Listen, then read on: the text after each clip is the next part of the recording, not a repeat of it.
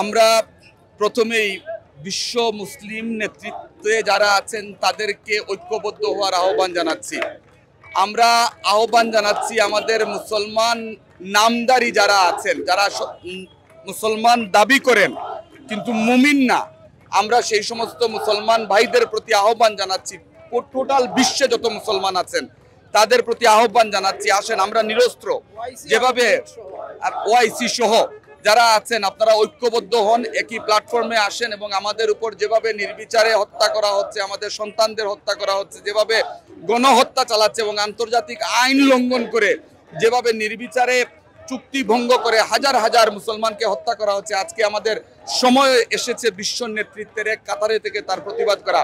আপনি লক্ষ্য করছেন আজকে এই পবিত্র নগরী সিলেটে আমাদের ধর্মপ্রাণ মুসলমানরা রাস্তায় নেমে এসেছেন, আমরা তাদেরকে ধন্যবাদ জানাচ্ছি, মুবারকবাদ জানাচ্ছি এবং আমরা মনে করি এবং বিশ্বাস করি বিশ্বে এইভাবে যদি মুসলমানরা রাস্তায় নেমে আসেন, আপনি খেয়াল করে দেখবেন যে সমরাষ্ট্রের বিরুদ্ধে আমাদের মুসলমানরা ঢিল ছুঁড়ে প্রতিবাদ করেছে, বন্দুকের নলের সামনে দাঁড়িয়ে নিরস্ত্র অবস্থায় যুদ্ধ করেছে। এরকম ইমানি শক্তি আমাদের আছে, সেই ইমানি শক্তিকে আজকে সময় এসেছে ঐক্যবদ্ধ করার, একই প্ল্যাটফর্মে আনার এবং এই ঐক্যবদ্ধ এই ইমানি শক্তি এই শক্তিকে পরাস্ত করার জন্য যথেষ্ট আমরা মনে করি। আমরা আজকে আল্লাহ শুকরিয়া আদায় করছি এবং আমরা ধন্যবাদ জানাচ্ছি আমাদের এই পবিত্র নগরী এবং হযরত শাহজালাল এবং শাহফরানের পুণ্যভূমি এই সিলেটের মুসলমান ভাইদেরকে যারা আজকে এই পবিত্র নগরীর রাজপথে নেমে এসেছেন।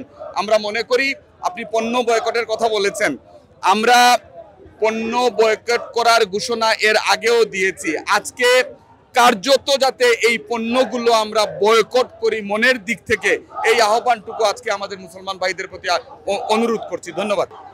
আমাদের বাংলাদেশের মুসলমানদের যেমন আঘাত লেগেছে গতকালকের এই রাফা শহর বিধ্বংস হওয়ার পর থেকে, এরপর এখন বিভিন্ন সোশ্যাল মিডিয়াতে আসছে যে গাজা শহরও বিলীন হয়ে যাবে।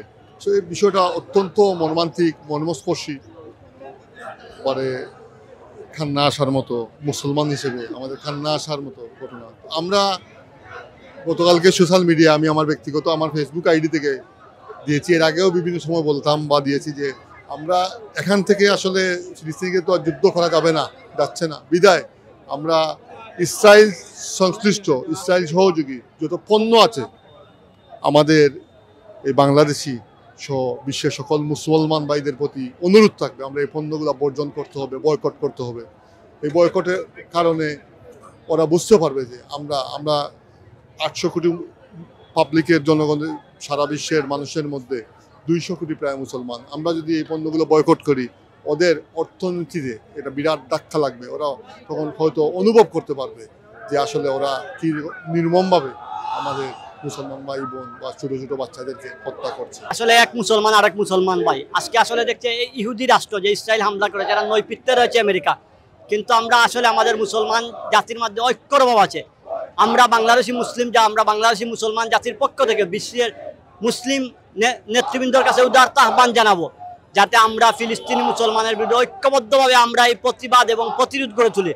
প্রয়োজনে আমরা বিশ্বের মুসলমান, প্রয়োজনে যদি আমাদের সুযোগ থাকে আমরা সশরীরে আমরা মুসলমান হিসাবে সেই যুদ্ধে অংশগ্রহণ করব এবং পাশাপাশি আমরা যাতে ইহুদি রাষ্ট্র ইসরায়েল এবং আমেরিকার পণ্য, প্রত্যেকটি পণ্য আমরা বয়কট করি। কারণ এই ইহুদি রাষ্ট্ররা আমাদের কাছে পণ্য বিক্রি করে, আমাদের টাকায় তারা অস্ত্র এবং গোলা বারুদ আমাদের মুসলমান ভাইদেরকে হত্যা এবং ধ্বংসের কাজে বিলুপ্ত হচ্ছে। আমরা উদারতা আহ্বান জানাবো মুসলিম রাষ্ট্রের কাছে ঐক্যবদ্ধভাবে এটার প্রতিবাদ এবং প্রতিরোধ গড়ে তোলার জন্য। এর জন্য আমাদের মুসলিম জাতি হিসাবে আসলে মানুষ মাত্র মরণশীল। আমরা যদি আল্লাহর রাস্তায় জেহাদের জন্য আমরা মুসলমান হিসাবে, জেহাদ হলো আমাদের একটা ইমানের অঙ্গ, আমরা যাতে মুসলমান হিসাবে ফিলিস্তিনি রাষ্ট্রের পক্ষে প্রয়োজনে আমরা জেহাদ করে আমাদের রাষ্ট্র, আমাদের মুসলিম উম্মাকে আমরা রক্ষা করার জন্য যাতে আমাদের প্রস্তুতি নেওয়া হয়, এই উদারতা আহ্বান আমরা মুসলিম বিশ্বের কাছে জানাবো। আমরা বাংলাদেশ থেকে যুদ্ধে যাওয়ার কোনো সুযোগ নেই। আমরা যদি যুদ্ধে যাওয়ার কোনো সুযোগ থাকে বা এই বর্তমান সরকার আমাদেরকে যদি যুদ্ধে যাওয়ার কোনো সুযোগ করে দিতে পারে, আমাদেরকে সৈনিকদের যুদ্ধে পাঠানো হোক এবং মেডিকেল টিম পাঠানো হোক এবং সহযোগিতা করা হোক। আর আমরা মুসলমান হিসাবে, বাংলাদেশের জাতি হিসাবে আমরা দোয়া করি তাদের জন্য যে আল্লাহ এই ইসরায়েলের বিরুদ্ধে গজব নাজিল করুন। আর আমরা দোয়া করি, আমরা প্রতিবাদ করি আমরা আমরা আমাদের জায়গা থেকে সমস্ত ইসরায়েলি পণ্য বর্জন করি, যেমন ইসরায়েলি যত ব্যবসা প্রতিষ্ঠান আছে আমরা আস্তে আস্তে এগুলো যেন আমরা গুটিয়ে নেই।